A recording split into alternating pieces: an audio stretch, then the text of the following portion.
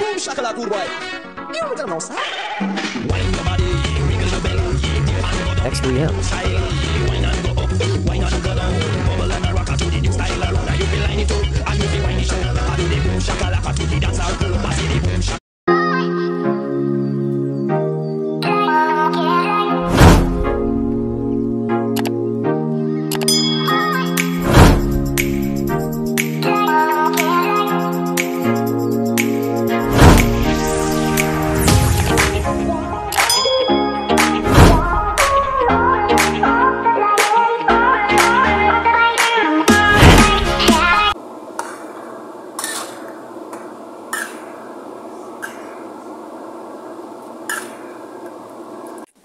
Tajahaw, kauntag bahaw, magandang buhay mga pingyo, kamusta ang araw nyo?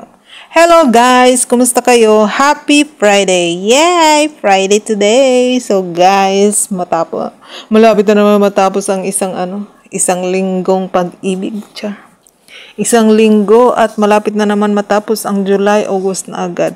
Pagkatapos ng August, September, October, November, December, oh my God! Happy New Year! So guys, for today's video, guys, nilabhan ko na yung mga damit kong marurumi. So once a week lang tayo naglalaba guys dahil lang titipid nga tayo ng sabon. Alam nyo na guys, di ba? Tipid-tipid is life dito sa Taiwan. So guys, ang sabi ng boss ko is nagbili siya ng ano bang tawag dyan? Patula ba yan? Patula ata yan? Ano ba yan? Sikwa. Sikwa man na sa amo Sikwa ang tawag na sa amo. Pero wala ko ba? Patula ata. Basta. Ingon siya nga. Gabi nag-action siya sa ako Sabi siya nga. Lia. Tsaga. Balatan ko daw. Tsaga. Tsaga. Ano daw. Hiwain ko daw. Tapos bulagay din, maghiwa daw ako ng swantang is anong tawag dito, garlic. Tapos lagyan ko daw ng oil yung kawali, tapos ilagay ko yung garlic, tapos sabi yung ganun sa akin. Tapos maghugas daw ako ng bigas, taka ilagay ko, gagawa daw ako ng salty porridge. Sabi ko sa kanya, gagayahin ko ba yung ginawa ni Lau Panyang? Sabi ko, tsaga Lau Panyang to Shifan. Sabi niya, okay, yun. Sabi niya, okay, sabi ko gano'n. Diba, nagkaintindihan kami ng boss ko, guys. Kahit hindi tayo marunong mag-Mandarin at minsan words lang yung naintindihan natin. Basta may action, gets na yan. Gano'n lang talaga. Basta may chiga, naga. So, ayun, guys, ano tawag dyan, inano ko na nga yung, prepare ko na nga yung lulutuin ko ngayon guys, kasi nga, maaga akong nagluto for today's video. Diba? Ganyan lang yun, chop lang natin yung garlic, at saka, dalawang, ilang nilagay ko ba dyan? Kalahati lang ng cups ng rice, kasi ito lang yung kakainin namin for today. Tapos meron pang meron pang mga leftover ba? Yung mga leftover talaga guys. Ako talaga tumitira yung mga leftover niya yan guys. Alam niyo naman hindi tayo pwedeng magreklamo. My God, as long as meron tayong kakainin, di ba? Kaya, laban girl.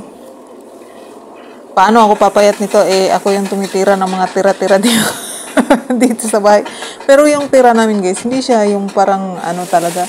Kasi yung boss ko, konti lang siya kumain. Kaya ang giniluluto ko is konti lang. Pero hindi pa rin namin mauubos yan. Kasi ako sa umaga, hindi talaga ako nag-breakfast. Tapos ang kain ko alas 10 or alas 11, alas 12. Depende sa mood ko. Tapos pag ang sunod na kain ko na alas 4 na. Pero kung tinapay lang yung kinain ko, isang pirasong tinapay, kakain ako ng konti sa lunch. Ganun lang. Alam mo naman, hindi na tayo masyadong, malaki lang yung katawan ko. Pero hindi ako ganun kalakas kumain talaga. Lalo lang pag walang ulam. Diba guys? So, ganyan lang at easy. Pero meron akong nakitang hibi, yung mga dried shrimp na malalaki. So, yan yung nilagay ko para extra lasa na din sa lugaw namin nilaupan. So, ayan guys, lagyan ko na ng tubig. Diba? Simple lang yung luto ko dito. Minsan kasi si boss, gusto lang niya lugaw. Ewan ko, siguro kasi matanda na yung boss ko guys. Mga 67 ata na siya. Kasi siya yung eldest na anak ni Lolo, kaya si Lolo is 87 na si Lolo, kaya yun. Gusto niya, sabi niya, magre-request yan siya. Pero pag ako yung nagluluto is ano naman, ngayon magluluto akong kanin or 2 days, 3 days. Tapos gagawa ako ng lugaw. Pero mostly talaga siya lang kumakain ng lugaw. Kasi pag may natitira pang kanin, ayoko naman itapon yung kanin guys. Kasi, di ba, yung ang dami-dami ng tao nga walang pagkain. Tapos ako magtatapon ng pagkain. Di ba, kaya kinakain ko talaga siya. Kaya ginagawan ko talaga ng paraan yung mga bahaw-bahaw. Kasi, yung boss ko, hindi talaga niya nakikita. At saka wala kaming tapon ng pagkain talaga guys. Kasi kunti lang naman yung niluluto ko eh. Tsaka mostly naman dito is gulay, di ba? Ganun lang. So guys, after ko nga hininaan ko lang yung apoy. So dito na naman tayo kay Lolo, di ba? Busy tayo day kasi parapit tayo yung sahod natin, kailangan natin magbisi-bisihan. So ayan guys, malilinisan ko si Lolo guys. So after ko sa kanya yung lugaw ko is kunting lang para inanay lang yung kuan ba? Yang siga para lami ang lugaw. O, di ba? Gusto ko talaga magchampurado, guys. Pag sahod ko nga, bibili nga ako ng cocoa powder, tapos milk. Ang sarap. O, di ba? May naisip na naman akong kakainin. Gusto ko talaga magchampurado. Parang ang sarap kasing kumain, lalo kahit mainit dito. Hindi naman tag-ulan dito, mainit, sobrang init, pero trip kong kumain. Minsan guys, nag-crave talaga ako yung gusto kong kumain ng sardinas, yung corned beef, ganun ba. So, na pala ako dito. Happy 9 months dito sa Taiwan. Oh my God, I survived. Ang bilis na lang ng isang taon guys, no? Parang kailan lang ako nagpunta dito, October 23. Tapos ngayon, malapit na naman mag-October, malapit ako mag-isang taon. Pero dito kay Lolo is December ako dumating dito. Pero sa Taiwan, dumating ako ng October. December ako kay Lolo kasi nakalipat ako dito ng December 21 dito kay Lolo kasi nga namatay si Lola, yung una kong alaga. Kaya dito ako sa kanya napunta. So guys, sana bigyan pa ng mahabang buhay si Lolo para dito ako sa kanya magtatrabaho. Diba? Kasi ayoko nang palipat-lipat eh. Kasi gamay ko na yung trabaho dito kay Lolo. Kami lang naman dalawa lagi. Si boss wala. O diba? Nihisan ko yung lolo ko guys kasi amoy laway na naman siya. Pareho kami amoy laway na. Kung ano yung amoy ni Lolo, ganun na din amoy ko. Kaya naliligo talaga ako at nagbibihis lagi araw-araw kasi nga, ay Diyos ko Lord. Kasing amoy na kami ni Lolo ba. Sige ko laylayog ni Lolo. Pareho na may baho guys. O nilagyan ko ng nagrereklamo yan siya. Alam mo guys, pag nagkakamot yan si Lolo sa kanyang private part. Minsan talaga nagkakamot siya. Naamoy niya yan. Naamoy niya yung kamay niya. Tapos sabi ko, mabaho na yung kamay mo kasi kamot ka ng kamot. Tapos ipalayo niya ba, iwisik-wisik niya yung kamay. So sabi ko sa kanya, mabaho na yung kamay mo. Kaya pag ganun guys, pinupunasan ko yung kamay niya at just nilalagyan ko ng alcohol. So ayan, painumin natin ng tubig si Lolo. Ayan, sabi ko, pag si Lolo,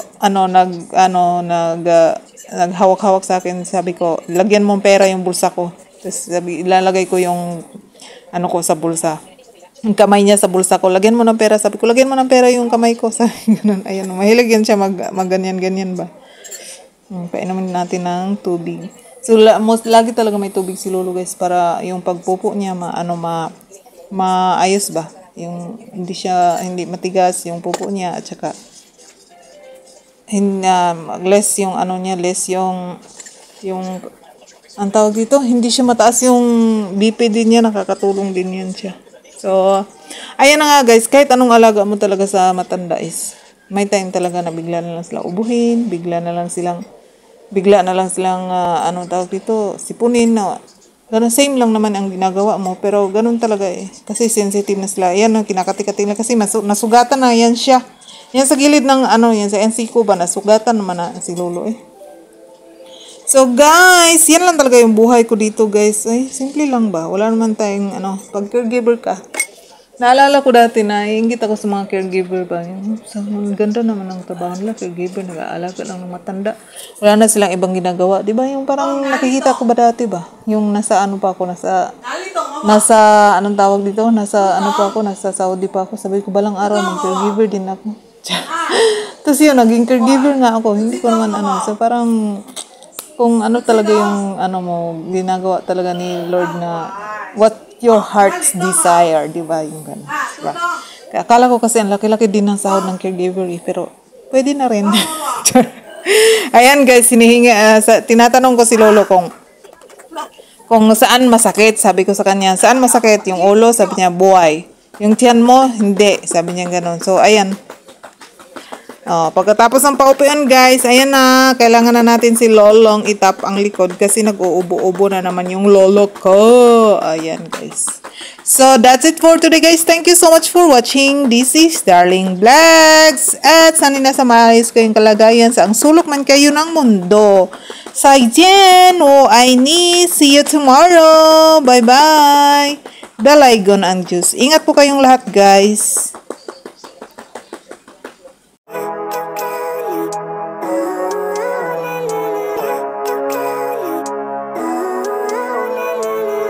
Living life, every day, late at night, not okay. All I want, and I pray, all I need are some better days. Fuck me, I'm looking in the mirror, so foggy, but I've never seen clearer. I don't really think anyone can save me, and honestly I'm not really sure I want saving. I like to be my own worst enemy. There's no risk if you don't try at anything, so I'ma just keep buying everything. See you in the next life, have to be a better me. I don't think that my head's on straight.